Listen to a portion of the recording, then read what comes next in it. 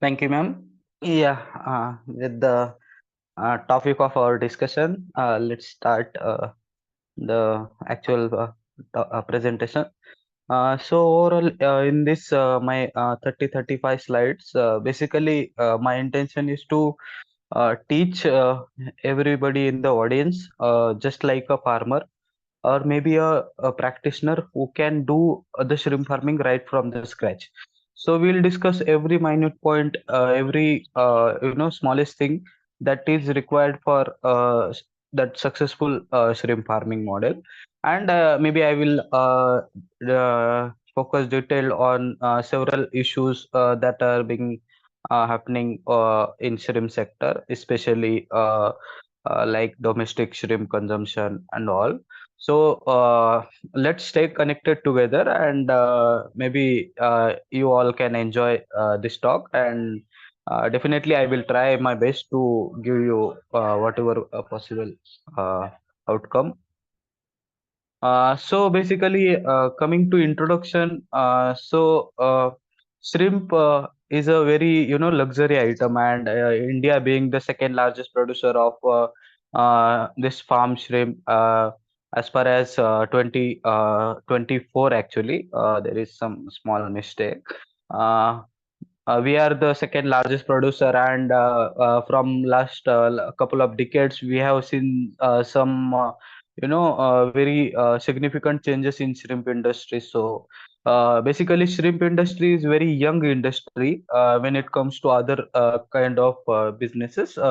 But actual phase of shrimp farming started way back in just 1990s, where few of progressive farmers started doing this, and they were looking for many other shrimps. So initially, India was doing our locally produced, tiger shrimp, that is Peneus monodon. So if audience are not familiar with fish and fisheries, so maybe you can just remember tiger shrimp and vanami shrimp. These are the two major players in our shrimp industry. So what happened is, like, after starting in 1990s, then we have seen very small production, and then immediately in 1994 we could notice that white spot syndrome virus was there, and then many other diseases like monodon bacula virus and several other bacterial and viral diseases came, and overall shrimp farmers could not make money when they were intending for higher profit margin. But the story was changed when this TASPARC and OSPARC of MPEDA, that is Marine Product Export Development Agency, has developed its SPF hatcheries, and uh, fortunately, Government of India gave permission for importing this Vanami seed.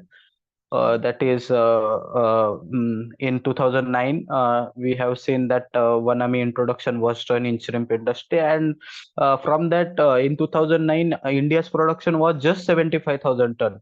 But when we look at 2024, our production is nearly 1.1 million ton. So you can see the huge jump we have noticed, and it was all possible because there was a Vanami tsunami. I must say it as a tsunami because the in our Indian scenario, nearly a 45,000 crores of export is contributed by just this single shrimp, that is frozen shrimp, all over the world, majorly in US and China. So there was significantly higher growth in shrimp industry, like up to 2016 or 17. Each and every farmer earned plenty of money. They managed to get very high prices, and everything was okay. So there was a farmer who was always happy. But then again, the trouble came in 2016, 17, when there were several diseases like Vibrio and other aspect got came into picture for our aquaculture, and so as due to many this disease infection, we could see that there were several production changes, and as on today, the shrimp industry is maybe highly volatile because of this many other disease aspect, and the input cost is getting raised. So when we talk of giving feed to our shrimp, it is like more than one bag per kg, it costs more than nearly 100 rupees. So it is very much costlier affair for farmer to get such a high price feed, and then grow for shrimp for at least 3 4 months and all. So overall, maintaining FCR is has become very difficult these days. So yeah, there are challenges, but still we have a hope. And being the second largest producer in world, we have done remarkable success in shrimp farming, and there is a scientific way. If we follow the shrimp farming by its principle and practices, so there is always a higher chance of success. And I am being one of the connected person, very closely connected person to shrimp farming, and I definitely believe that if we follow right amount of right principles and right amount of stocking density, then input management, then water quality management, followed by post stocking management. So all these steps we will be discussing in my this PPT. So overall, once this PPT over, you will definitely get 20 to 30% of idea that how exactly this shrimp farming is to be done. So that's all from the introduction, that we are producing the huge quantity of uh, shrimp, which is mainly targeted in export market for nearly a 40 to 45 thousand crores, which was given. This statistic was given recently by Empeda.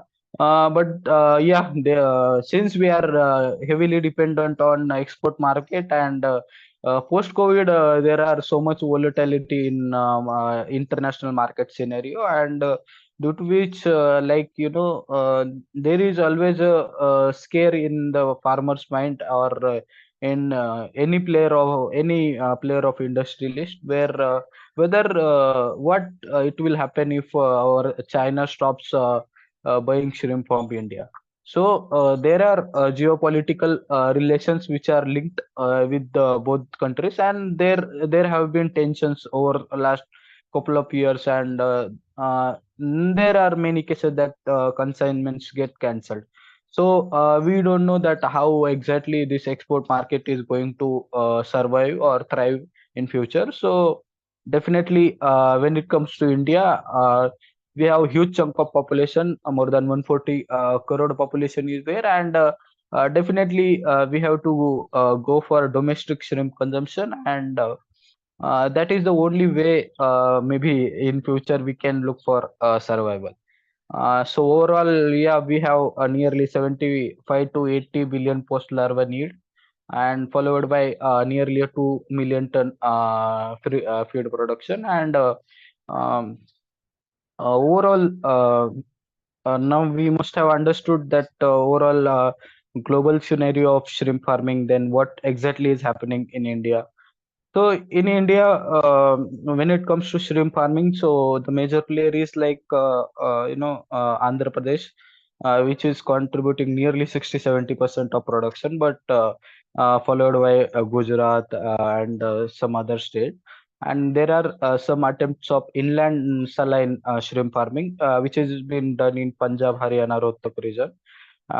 Mainly, the attempt was done by ICAR-CIFE in 1980s. So, overall, in all coastal belt, shrimp farming is one of important, livelihood opportunity, and which can be taken widely for commercial purpose. So, yeah, we have plenty of opportunities for this sector, and if we concentrate on some of the problems, and if we fix those problems, there is for sure definite potential to get higher returns.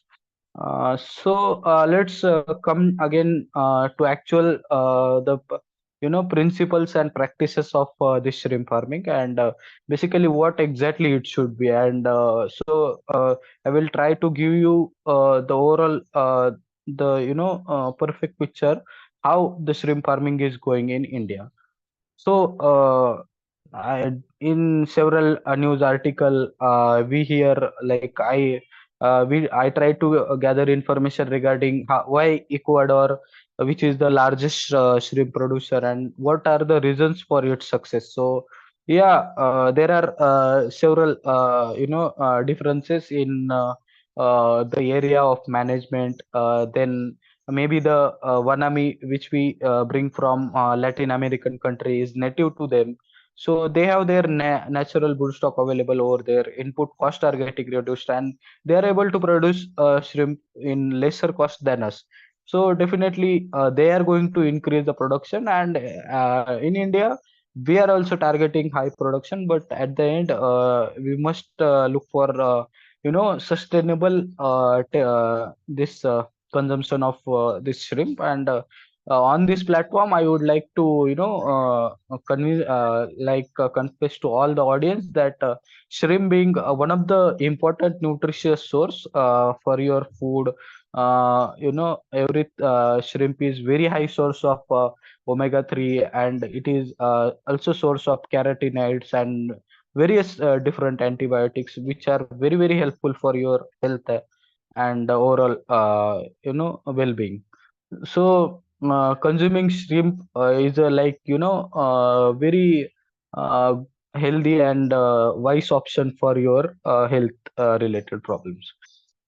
So coming to actual so from here I will explain my slide in a farmer's view, because I feel my most of the audience will be farmers and maybe a students or any entrepreneur. So basically we will talk in that direction. So in an our shrimp farming, basically we use this line pond and earthen ponds. So line pond are nothing but just we use this polythene sheets we spread in pond, and then we stock our shrimp in very high densities, and we like we target to get higher production. When it comes to higher production, there is necessity to have this central drainage system. I will show you in my subsequent slides. So basically, for shrimp, we have around 120 days of culture, and in that in these days, farmers are following multiple phases of farming. So initially, they go for nursery pond or nursery rearing in tanks. So which will be for around 1.5 months. So from here. Our usual shrimp will be like very small PL size, so it will be nearly 0.0002 gram, and from that we will grow up to 1 gram size, or maybe a 2.5 or 3 gram size, depending on the management from the nursery pot. And once we get this much size, then there are always less chances of getting mortality, and due to which we can manage our inputs like feed and other medicines which are required for uh, our culture duration. So basically after that we can do this grow out in earthen and line pond.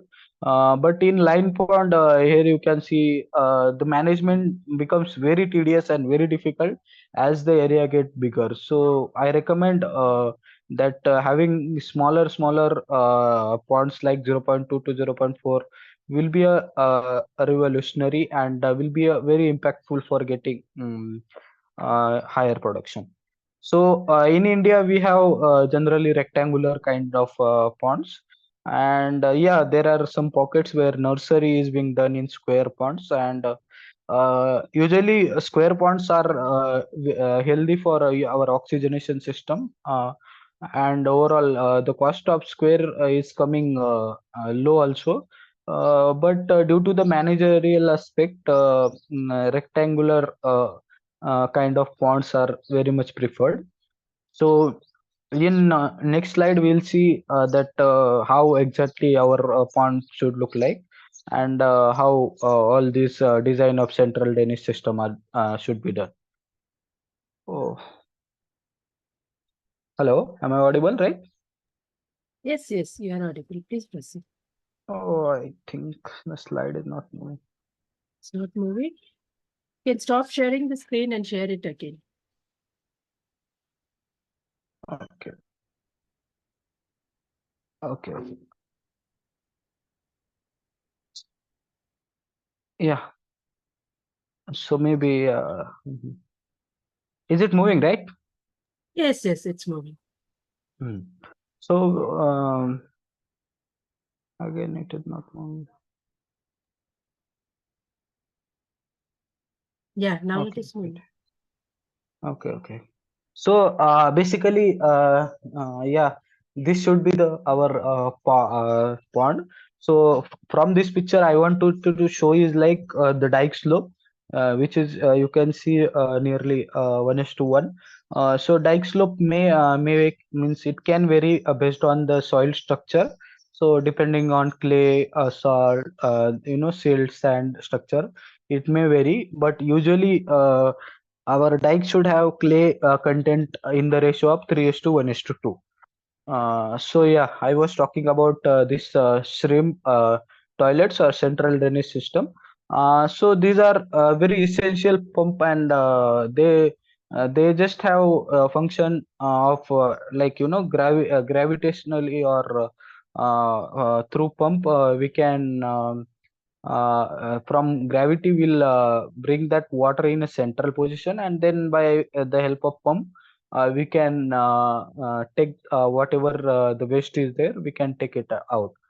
So this is one of the pivotal step in doing shrimp farming, because it is like when we put plenty of feed, and when we talk of in hectares, we have plenty of fish feed or shrimp feed which is going into the pond, and in after 60 to 70 days our feed may go up to like 500 600 kg in a per day.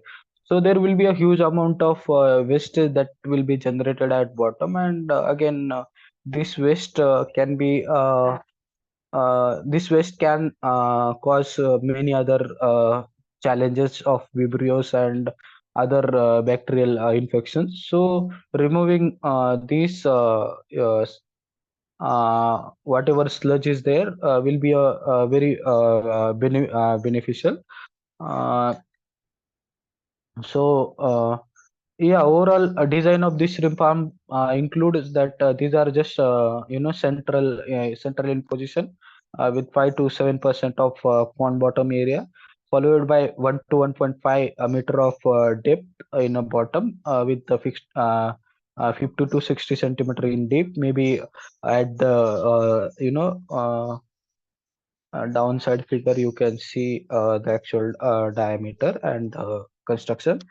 So maybe I won't go in much depth, but basically these are the these toilets can be lined and made by RCC structure for providing solid structure.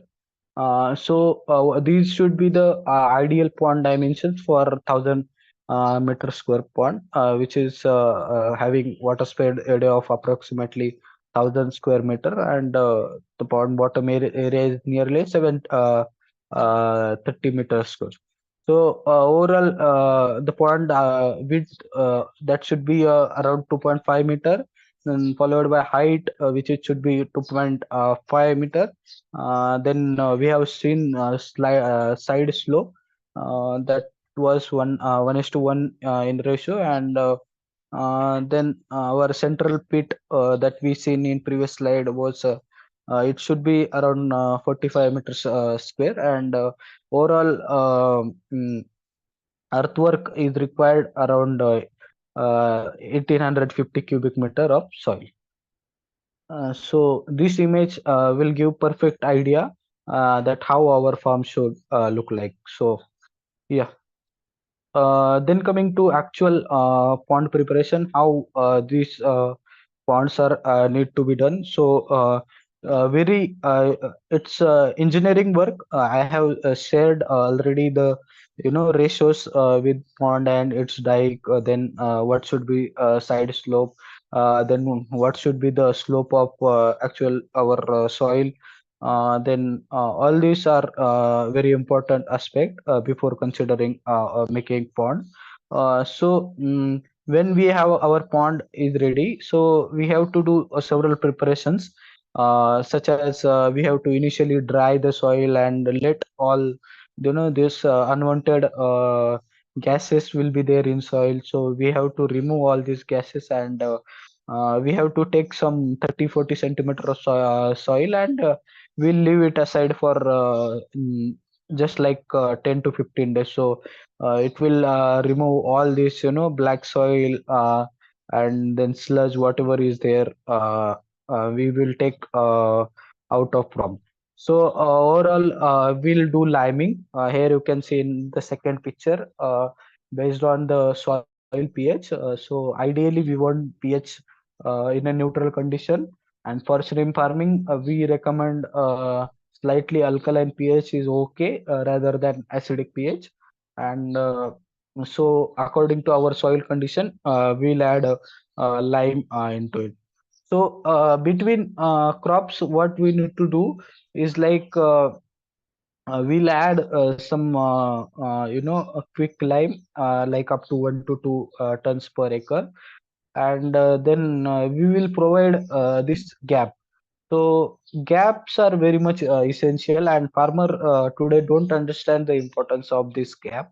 So at least a month we should wait after one crop, that we should give our soil to chance to get rejuvenate and get all this its nutrients back. So that for that purpose we must get that 20 to 30 days gap.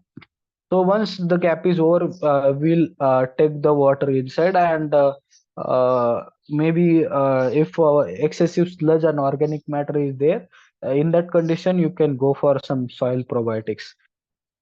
So yeah, again, like in when our farm gets infected with this EHP and WSSV, so for this, I have made some practical tips for farmers, or even for any industrialist who is involved in shrimp farming.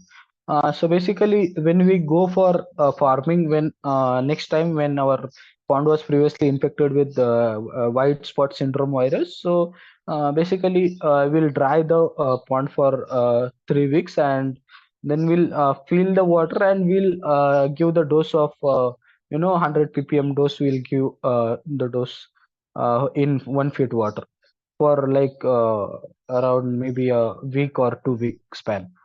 So the same again EHP. So those so EHP in shrimp farming is a very nutritious thing, and it is like in cytozone hepato. It is in cytozone hepato. Pancreas. So basically, EHP is microsporidian, which is like they won't kill the shrimp uh, directly, but they will just reduce the growth like anything, and there will be several this growth variation will be there in our pond. So that is one of major challenge to address for farmer.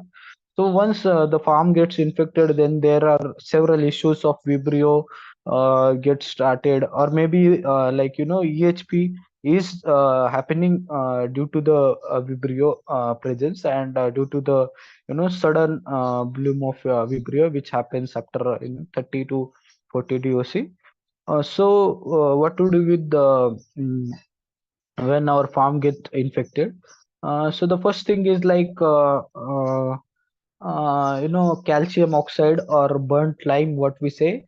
we can directly pour that into 2 to 3 tons per acre on wet or dry soil, and we will sprinkle water so that our soil will immediately rise the pH to around 10 to 10.5, and thereby will kill all those spores of PHP, and there might be a chance of getting 80-90% success in this method. So the second is like we'll dilute with NaOH, which is like at 3000 ppm, which is nearly a 20 ton per acre, followed by we'll match up with acid, and then overall we can remove this EHP infection. Thirdly, and most popularly, is like farmer prefer to use this hydrogen peroxide at 100 to 150 liters on a soil, followed by then bleaching with 100 ppm, and there is some success in this method as well. And just pure bleaching with the concentrated form can also act as a disinfectant. And yeah, so overall, here you can see this process. They are applying H2O2 for eliminating AHP from the pond. Then coming to biosecurity, another important aspect of aquaculture, because biosecurity is nothing but to protect our pond from outside animals, even from human. In the outside, we apply many type of fencing like crab fencing. So crab, why we want to keep outside from our pond is like because crab are the carriers for this white spot syndrome virus, and they don't get they get infected, but they won't get any sort of mortality, or they are immune to this WSSV. So what they will do is like they will spread this disease to our shrimp, and it can hamper our overall crop production. Followed by birds. So birds, they usually like travel from one place to another, and if suppose one farm is infected with some infection, and then unlikely that bird has taken some shrimp out of that farm, and then he dropped that shrimp in another farm. So there is a chance of this air transmission of this disease. So it is very essential to maintain crab fencing, bird fencing. Then for humans interference, food dips and hand dips are very much essential, because like farmer, whatever we are, the workers are there on farm. So everybody, when they deal with our shrimp and anything related to shrimp management, they must often take this small diluted chlorine doses of 5 to 20 ppm, so that we will ensure that there won't be any chance of spread of disease. Then coming to water filling. So for this, we have several standards, like we will take the water with the known mesh filtration size or bags like 20, 40, 80. Then if in first photo you can see the water is clearly very turbid, in that situation maybe you can go for applying any aluminum based this alum, or maybe in lower concentration you can go for gypsum as well. But alum is the most effective because it has very high capacity to make the water clear.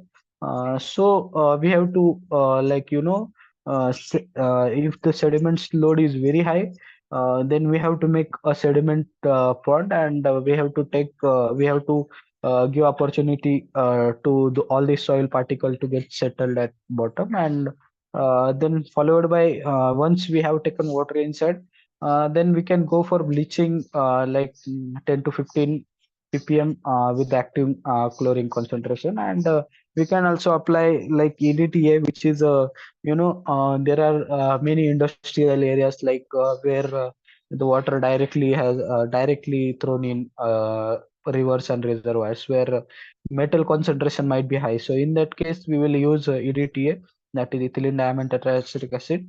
So it will, act as a chelating agent for all these metals, and it will settle down those uh, nutrients. So coming to another important factor that need to be considered while disinfecting. So we have to check that expiry of each bag, and we know that newer is always better, and same is the case in our aquaculture as well. Then coming to pH of water, which is like, in alkaline condition, pH are always in a better condition. Then coming to this chlorine, since chlorine is very, hazardous, so hazardous during sunlight hours, farmers must use this chlorine compound during night and evening hours, so that minimal exposure of sunlight will be there. And yeah, again, for turbidity and organic matter, we have to settle down this, and we have to try to get maximum clear water to grow our shrimp. And basically, yeah, we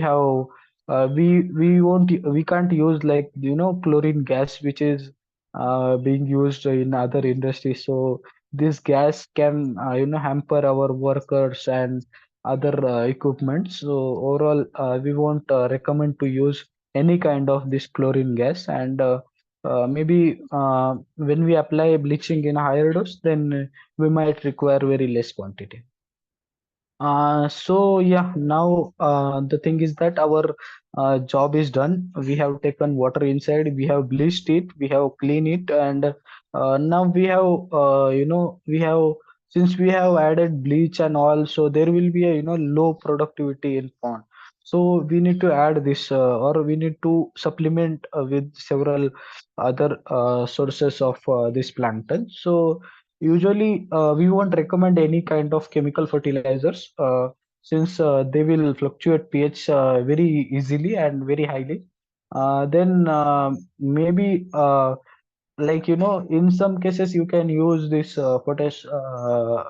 phosphate fertilizer, and only when there is, like, nothing or no bloom is there to initiate. So usually, farmers are going for, slurry kind of thing. Initially, they will make with jaggery and molasses, but it is not always required. So this fermented rice bran is itself is sufficient to initiate and sustain our plankton boom. So ideally, before stocking, we'll try to make this, 36 to 48 hours before, and then we will stock our ship. Then coming to aeration, which need not to be ensured, but for this spreading of these nutrients, maybe some sort of aeration we can give. And there are several probiotics in market, which can act, or which can enhance the quality of water and soil as well.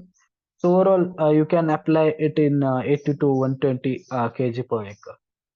So yeah, now we have done the stocking, and we need to take care of several post management practices, such as we have to continuously drag the chain from the pond, since, like, every 2 to 4 hours. So whatever the gases are there, that will be get removed on an occasional basis. Then that chain must be having 40 to 60 kg of desired result. Then sometimes, for good blooms, there are practices of applying, this boiled fish juice at, like, 5 kg per acre.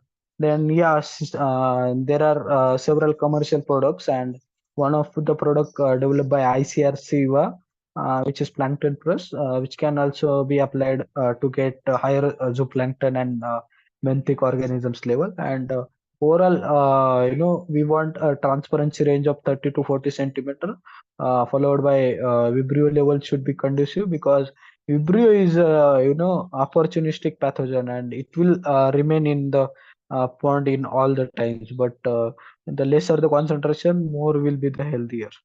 So here you can see the various plankton producing plankton boosting products.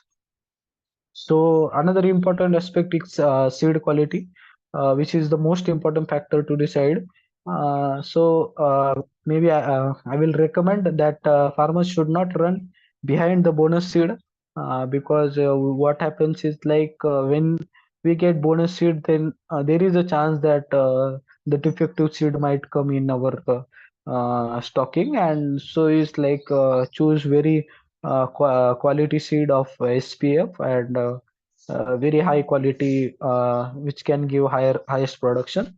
So once the seed has come, just confirm the PCR testing from the hatchery owner itself, and then follow, do all this WSSU, I mean EHP test twice uh, before actual conducting the experiment, because confirming these viruses at initial level itself will be very important steps.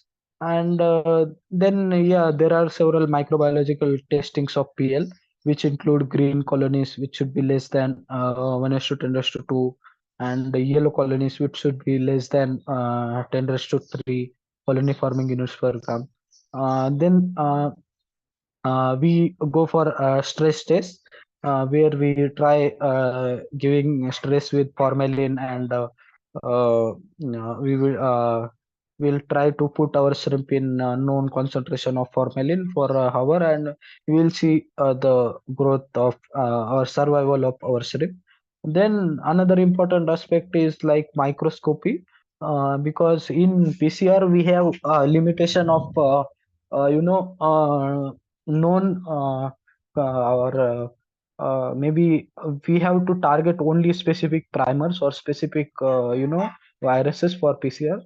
So from microscopy, we can get histology, we can get better insights that what actually is happening and all. So maybe I recommend that since it is little bit time taking, but still I feel microscopy is equally important uh, in comparison to PCR. So we will stock usually PL10 and above shrimp. So here you can see the count we take of a few hopper. So initially what farmers do is like they just place our some known quantities of shrimp in a hapa kind of like structure. They will put around 50 to 100 number of seed, and they will observe the growth, and based on the hapa readings they will follow their future cultures. Yeah. So then coming to stocking of actual, maybe initially we can acclimatize according to our salinity conditions, and maybe initially we can acclimatize our shrimp in nursery condition, and we will provide the required nutrients such as vitamin C, which is very much essential for the initial stage. And initially we won't like during acclimatization, we won't recommend to use this artemia, since it is very fast, and maybe can be metabolically exhaustive. So overall, here you can see that stocking, before stocking you can maintain a shrimp in like these conditions. So yeah, this was the hapa which I told earlier. In this hapa we can try out some 50 to 100 shrimp, and based on the growth result we can estimate our next findings. So this is the nursery rearing in hapas. Here you can see these are the some larger ones, and they are covered with uh, this shade. So once the seed is over and we got good quality seed, another very important aspect is like feed. So feed being the, like, 50 to 60% of our aquaculture input cost production. So it is very essential to give very right precise quantity of feed to our animal. So overall, we recommend that boat feeding is very much simplified, and it can distribute to larger area, and better spreading can be done. And then, like, in check trace, we'll give some quantity of feed, and followed on check trace reading, we'll check our shrimp up to, like, 3.5 to 4 gram size. Check trays are essential throughout culture duration, and based on just check tray size, we can adjust our based on this check tray observations, we'll follow our feeding schedule. So based on there are like, there are very different timings for this check tray observation. Like, initially you can check tray 2 hours, like with, like, 2 hours after feeding. Then after 30 days you can check after 1.5 hour. Then after that, you can go for reducing according to the reducing. So yeah, this is the method in which farmer can spray widely. There are several methods of auto feeders, but not all farmers can afford this auto feeder. So maybe this feeding is a labor intensive, because it the feed has to be given 4 times in a day, and it becomes so if we plan to get this auto feeders, so maybe you can get it at around 4 to 5 lakhs. So in that, maybe you can save your labor cost, but yeah, definitely there is a very huge scope for automation. So here you can see the check tray. Uh, See the size we can notice from the check trays. So according to size and weight, we'll adjust their rations from 10% initially to nearly, like, 3 to 4% body weight. With feed, there are several important medicines like vitamin, minerals, then acidifiers, then several, this prebiotics, that monooligosaccharides and fructooligosaccharides, then probiotics. All these can be applied.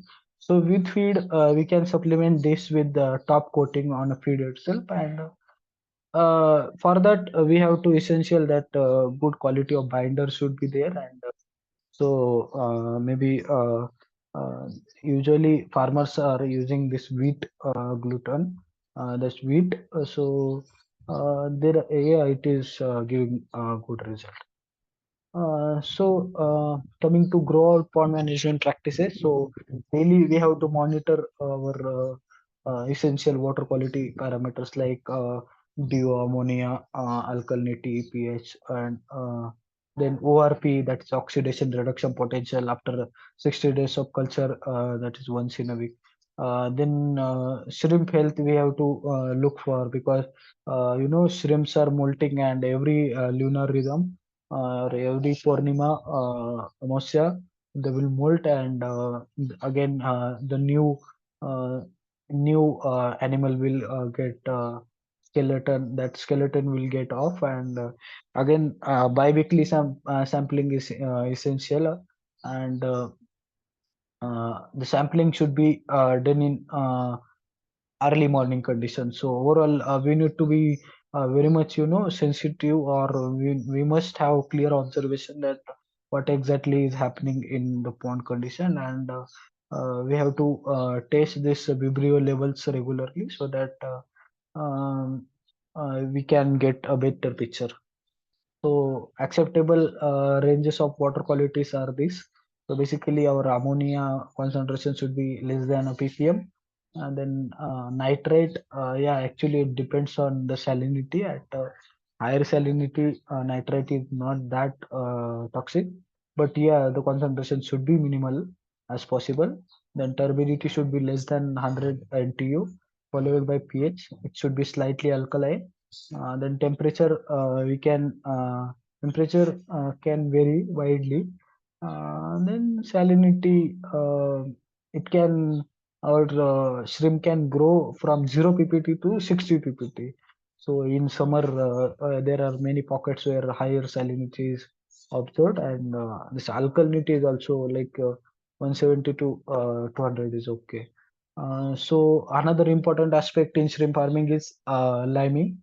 It is mainly done for pH and alkalinity management, and there are several doses. Maybe uh, due to time constraint, I will just go through their names. This agriculture limestone, then dolomite, quicklime, sodium carbonate. So, depending on concentration and type of lime and quality, we can fix our doses. So, this is the application of liming in the pond. Then, yeah, fermented rice bran, which is like it should be applied at like 1 to 2 ppm twice per week to ensure that water has proper plankton and water color, and it will also help in stabilizing the pH and prevent this sudden changes in sudden fluctuations in water, followed by we can mix in uh, I have given the method to make this fermented rice bran, and we can apply after 30 to 48 hours, and maybe with the 3 to 5 kg of agriculture life.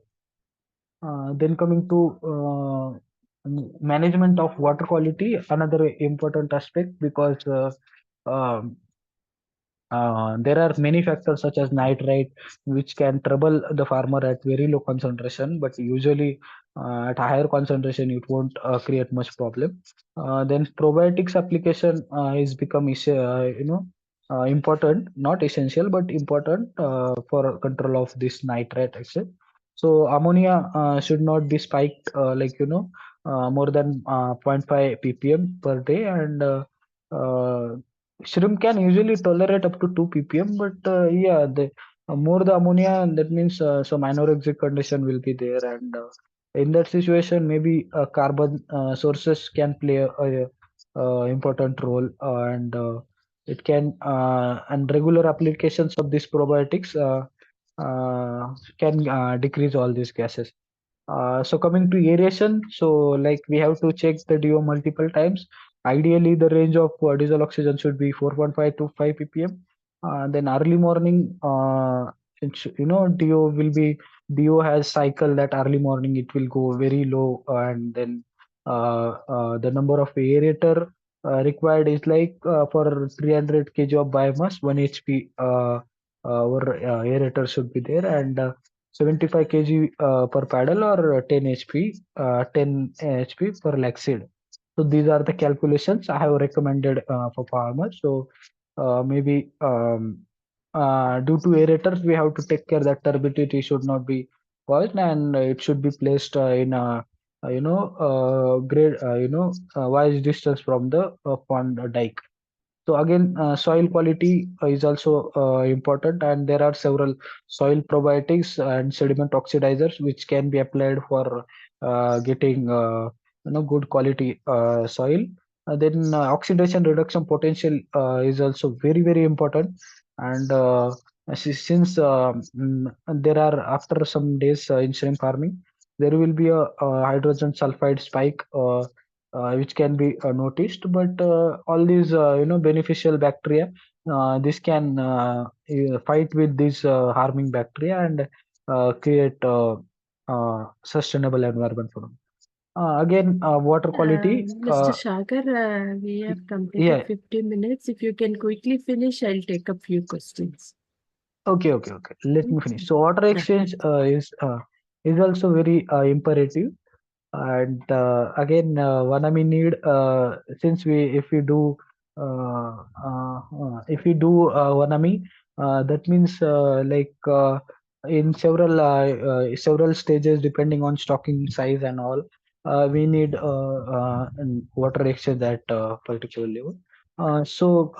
Coming to mineral application, yeah, there is a lot of contradictions and all, and basically there are plenty of companies which have come and they are claiming that they have this means there are lot of these pseudo players are there which just they just make farmer fool and earn or just make money out of it. So farmers should be very much clear. And other important point maybe we have already discussed. And yeah, I'm done with my presentation. So maybe Uh, Thank yeah. you very much, Mr. Sagar, for a wonderful presentation. I will take up the questions now. In the meantime, can you please stop sharing the screen? Oh, yeah. Thank you. Actually, answering the topic is very dynamic and little bit lengthy as well because I have Yeah. to cover everything. And being on a field, I worked for many years in this sector. So every small thing is a That, very big thing. yeah, yeah, So yeah, yeah. yeah, yeah. Mm. Okay, I'll go on to the questions now. Yeah. The first question is, what marketing strategies can shrimp farmers use to effectively promote their product and reach target markets? Actually, the question is very, very relevant and very important. Basically, point wise, yeah, since uh, maybe what they can do is like promoting domestic consumption is the need of the hour. Because we have to see that we have seen post-COVID conditions are very volatile. The market is very fluctuated, and we have to see that how best we can promote our domestic consumption. There are several attempts which were done, like I can't name the companies, but maybe I can name one farmer. He's Manoj Sharma, and he's doing very well with his one outlet called Jingalala, and he has given plethora of choices to have shrimp with different aspects. So maybe for farmers. Definitely, there can be several value addition which can be possible in shrimp sector, and there can be different strategies how to tackle this local market. Then how best we can promote our shrimp. Why people usually means for example, I would like to give example of mutton. Even if it is costly, of more than 500 600 rupees per kg, still people prefer it on a occasional basis, and it has our shrimp is having multiple times better nutritional value than mutton, and our cost of shrimp is not like mutton also. So we have to maybe make the scientific community, not scientific community, so we have to make this overall community, because we have 140 crores of population, and finishing just a million ton of production is not ideally hardly a 500 or maybe 1 kg shrimp per person can also solve the purpose. But the thing is that we have to make them make them knowledgeable that what are the benefits of eating shrimps and why it is the best food. And then maybe on a like national platform, maybe advertisement can work in a better way. For all this, I recommend all farmers to come together and for industry future, because uh, when corporate sector will come together, they can hire any of big celebrities like Amitabh Bachchan, or maybe any of the celebrities who can promote our shrimp at a national level through various social media platforms, and then this TV and advertise. So all these are important aspect, because shrimp industry is very volatile and farmer has to grow, because if farmer won't survive, the shrimp industry won't survive. So I recommend farmers that please ensure telling all this nutritious value and maybe corporate action is needed because yeah, since post COVID, we have seen positive change in shrimp consumption, but yeah, there is always a good scope to improvement.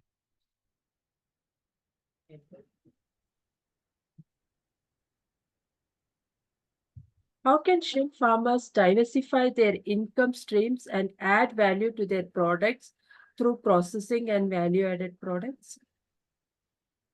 Uh, yeah, actually, there are several other products of shrimp. At a local level, you can try shrimp pickle or several value addition.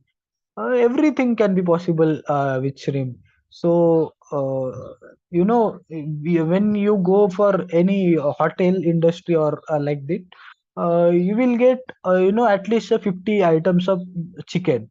So chicken is the only product, but they are bifurcating into different processes.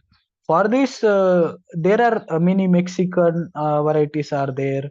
Then there are many, these South Asian countries are there.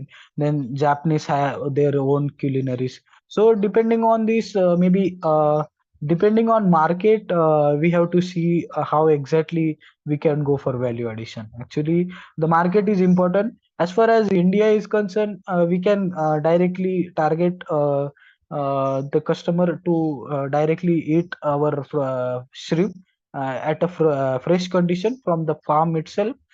So that can give a better advantage, and maybe concepts like shrimp pickle, then shrimp biryani, then many other products need to be, you know, popularized in local outlets.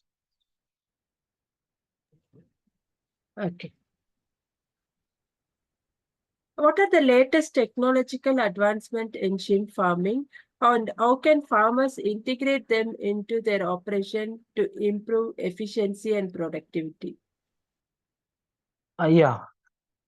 So there are many latest technologies, right? In just not even acre pond, they are getting almost 40 to 45 tons of production. So there is a huge investment which is coming in shrimp farming. So every sector, like doing the phase system of farming, which is nursery, which I explained in my slide. So growing shrimp for 30 days, then again for some days, and then again for some days. It's called multiple phase shrimp farming. So it is also one of new recent technologies. Then there are several attempts from Indonesia where they have these big circular tanks, and in the tanks they are going. So yeah, in shrimp, for shrimp, RAS is also possible for at least in a nursery rearing.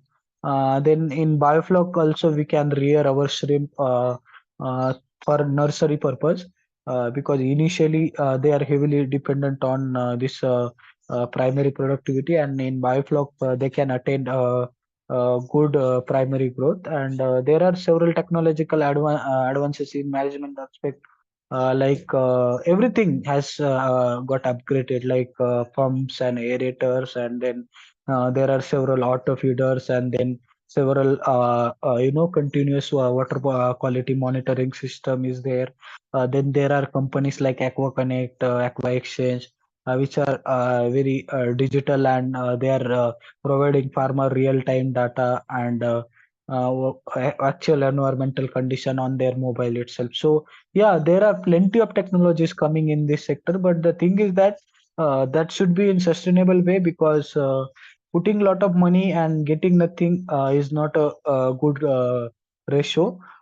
Because the farmer should target, and the shrimp farmers are proud to tell that they are very much, talented, and they know what exactly should be done.